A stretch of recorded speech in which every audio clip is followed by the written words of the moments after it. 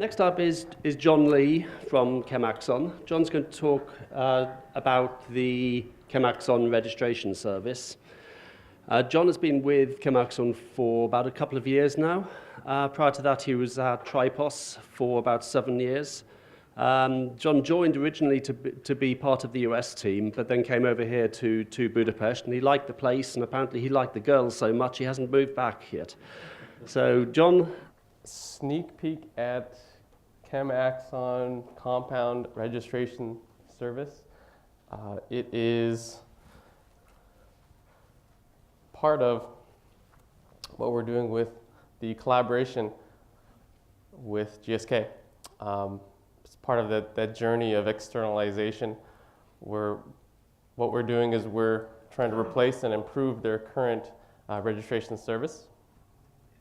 The ChemAxon Registration Service is a compound registration service. What we're doing is we're handling the submission and the administration of compounds into a registration data store.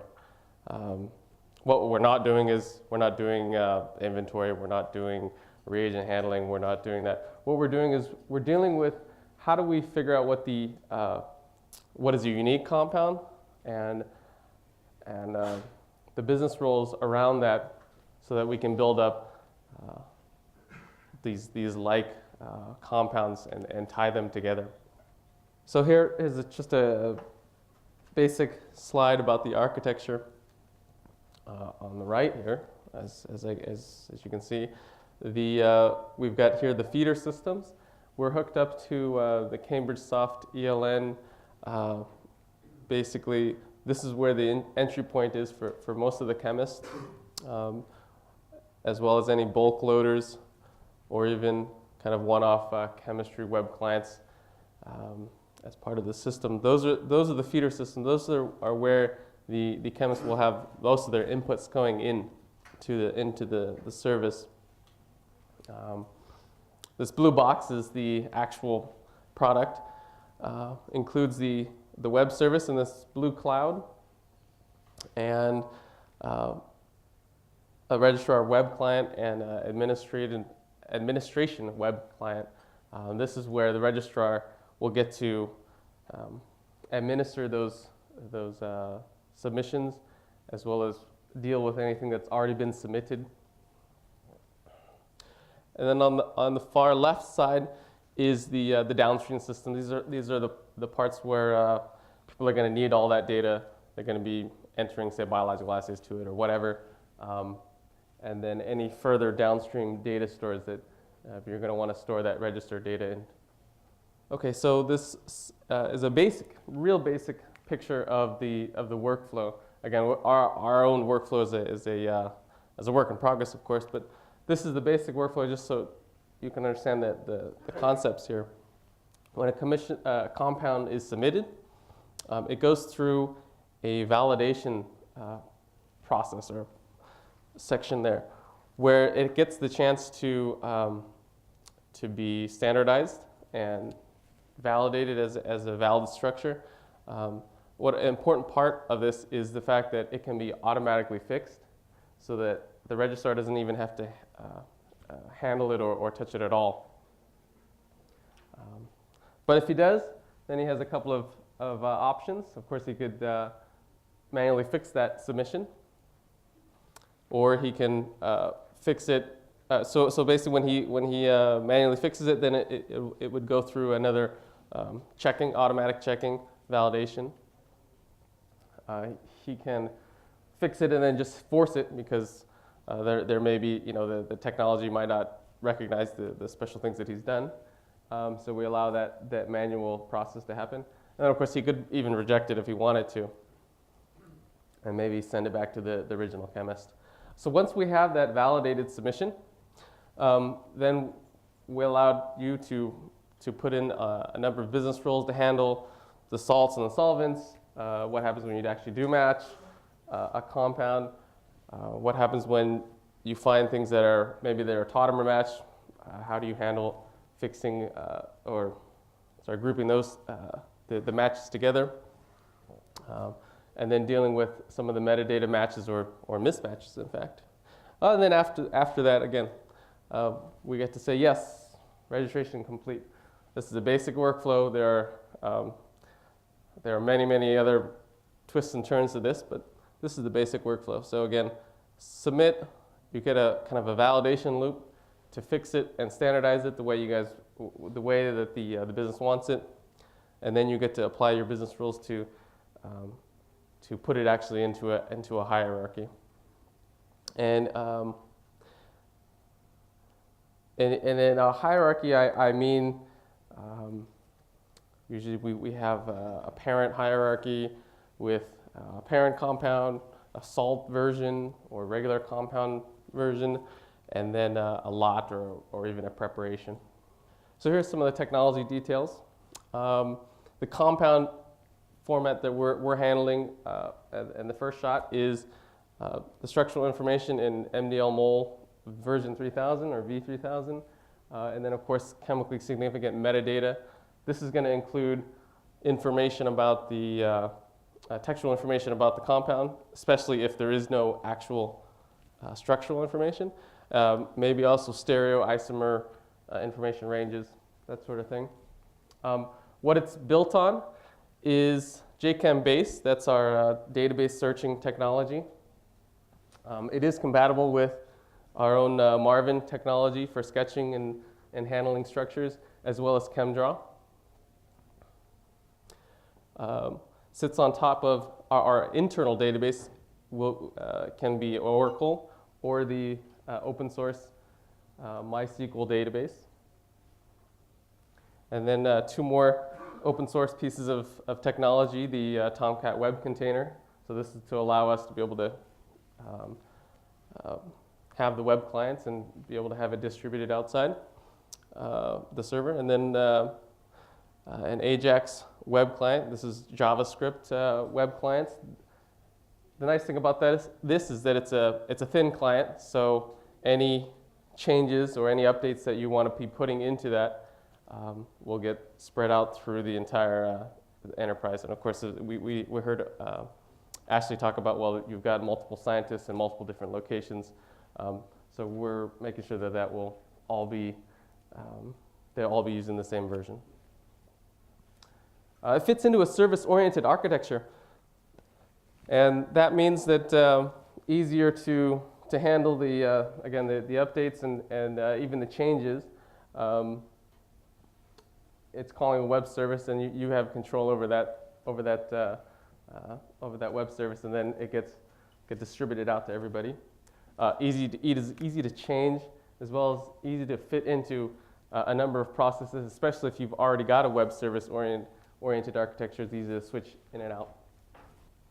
So what are some of the major features? I talked about the first one, the validation. And what's really great about this is that what we're trying to do is we're trying to minimize the number of manual registrations that need to get done. And by doing that, and to do that, we're going to try to increase the validations that are automatically processed. So that validation process, of course, is standardization. It's kind of normalizing how the structure looks in your database and how everyone will see it after it gets submitted, as well as structure checker. And I think the next presentation will be about structure checker, and we'll get to see a lot of those fun features. One I just want to mention is the substructure checker. So a lot of folks have maybe Cheshire scripts or scripts that are looking for a particular type of substructure, and the structure checker will be able to check for these particular substructures and possibly fix some of the problems that structure checker will find. Otherwise, it can pass it on to the registrar to fix. Single and multi-component compounds. It handles, of course, the basic simple single compounds, but also a number of different multi-component compounds, the alternates, formulations, and mixtures. And there we're just talking about the fact that it's built up of multiple structures or a mix or a range of these things. It's not a biological system, but it does handle small Marcouche molecules. We're enumerating those and putting those into the database, and then also compounds with indefinite locants. Another major feature is the salt handling, and then being able to automatically split those salts from the main compound.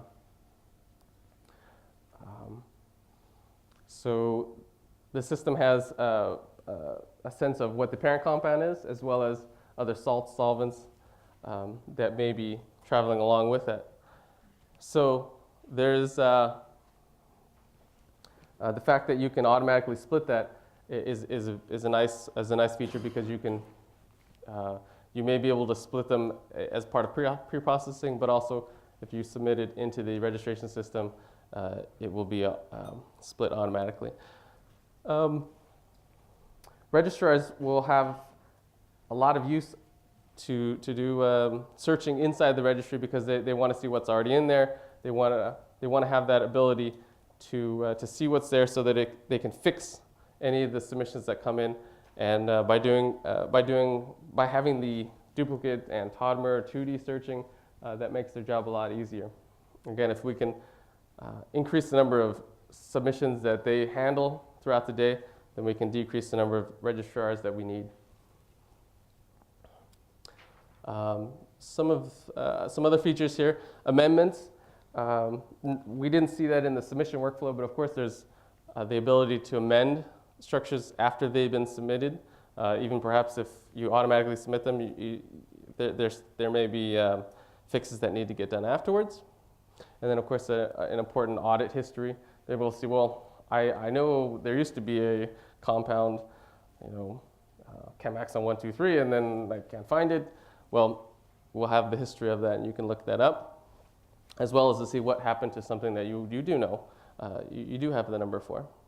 Administration, users, and roles. Having that solvent dictionary, that's actually what helps us to split a compound between its parent and salt pieces. And the configuration of the standardizer and structure checker pieces. This is important because every business will have different business rules, farmers versus chemical companies.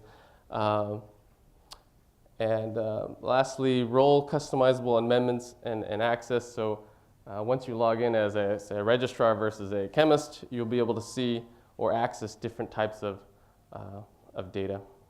Here's some more chemistry features. Again, chemistry is where ChemAxon is, has a lot of technology and experience. But here, I just want to highlight a few things. Tautomer recognition, again.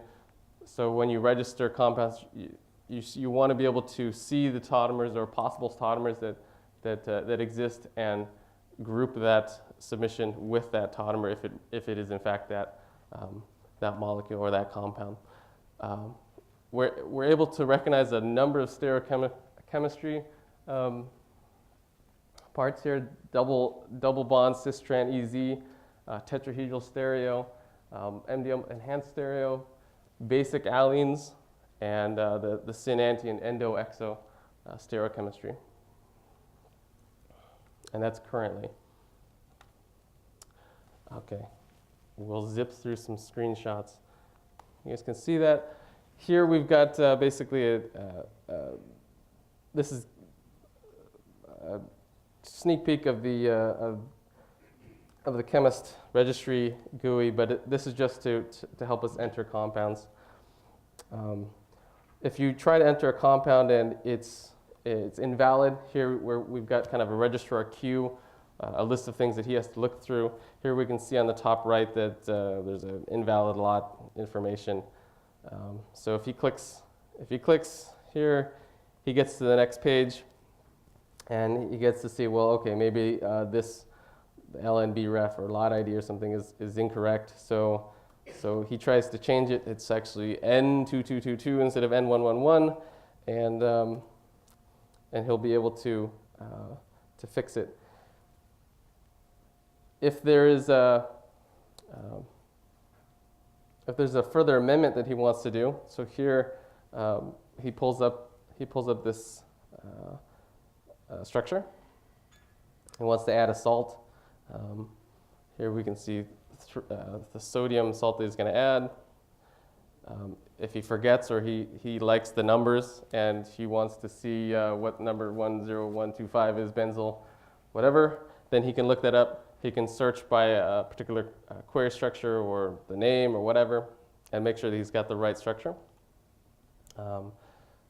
Amend it. And here's the tree view of kind of what happened. We came from GSK 83A to a new salt version, 83B, because he added a salt. He can also change structures. Here I think he's, so what did we do? We changed the methyl groups into ethyl groups here on the end. It says, are you ready to modify the structure? Yes. And here you can see that we've changed it from a parent compound of GSK 83 to GSK 84 because it's a completely different compound. Now we've completely changed the parent structure. We're getting a new parent compound number. This is a quick picture of the audit history. You can see the two changes that we made there.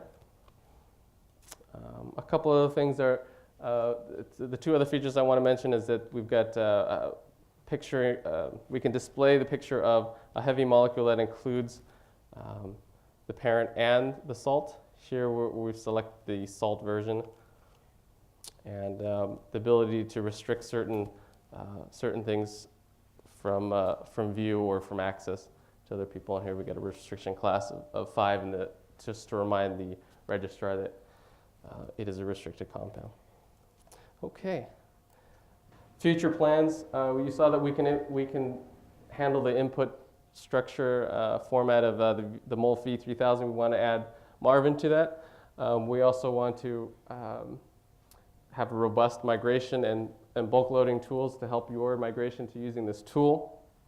Configurable hierarchy levels, being able to have a pluggable module that handles the generation of the compound IDs.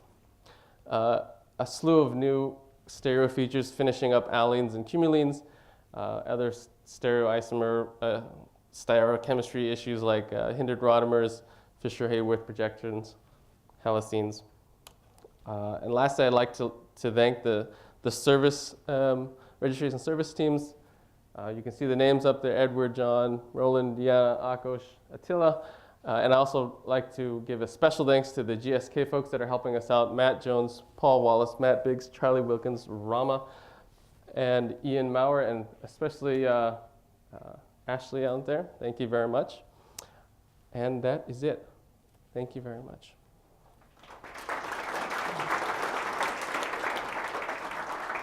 Just time for one quick question. You only focused on chemistry part. Do you think about going to biologics like nucleotides, peptides, proteins, antibodies? Mm-hmm. It's a great question. Yeah, it's always been in our viewport. It's always been in an idea of of something that we would like to consider. This, for sure, is just a compound registration system. We'd like to, not this year, but in some future year, deal with the biological registration issue. Thanks.